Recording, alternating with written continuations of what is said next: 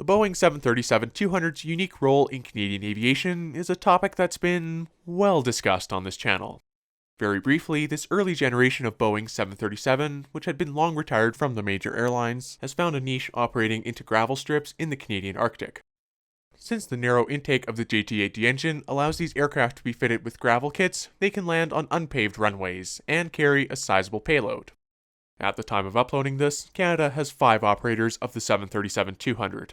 Air Inuit, Canadian North, Chrono Aviation, Glencore Canada, and Nolinor Aviation. Air North of Canada's Yukon Territory also operated the 737-200 up until 2019. For that reason, it is sad to say that another operator will officially be retiring their Boeing 737-200s. Canadian North revealed in an article published by Nunatsiaq News that they would be phasing out their 737 service to 2 northern communities, specifically Cambridge Bay and Kugluktuk. These 2 communities both have gravel runways, and as such, can't be served by more modern 737s, which don't have the ability to be fitted with gravel kits to prevent damage to the engines. At the time of uploading, Canadian North has 2 Boeing 737-200s remaining in their fleet. Both of them are combi models, which can be specially configured in an all-passenger configuration, all-cargo, or a mix of both. These include a cargo door on the front of the aircraft for loading larger items, and with this cargo capability, they serve as a lifeline for these remote communities. The 2 aircraft are registered as Charlie Golf Oscar Papa Whiskey and Charlie Golf Delta Papa Alpha, both of which are 40 years old. Oscar Papa Whiskey first flew in August of 1980, while Delta Papa Alpha first flew in April of that year, and both have exclusively flown with Canadian operators.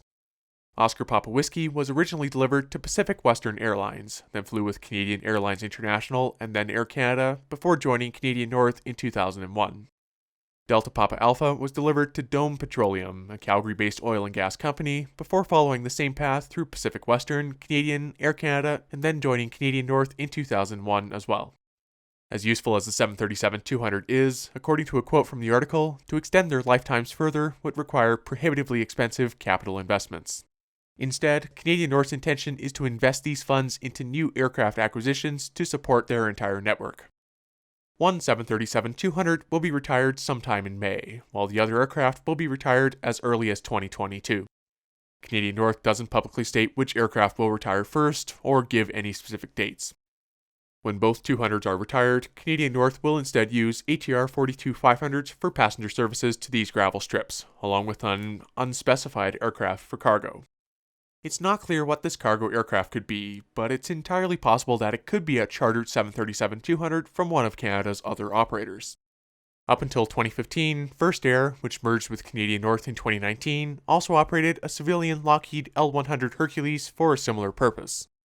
In any case, these 737-200s will certainly be missed by the aviation enthusiasts who've followed these aircraft for quite some time now. Canada will still have quite a few 737-200s flying around. Nolinor Aviation, based out of Montreal Mirabel Airport, is the largest operator of the type, with 9 aircraft on the Canadian Aircraft Register, with at least 6 of those flying regularly. Even so, it is sad to see them becoming less common in Western Canada. The 2 Canadian North aircraft were mainly based out of Edmonton or Yellowknife, and would often be seen in Alberta's capital city.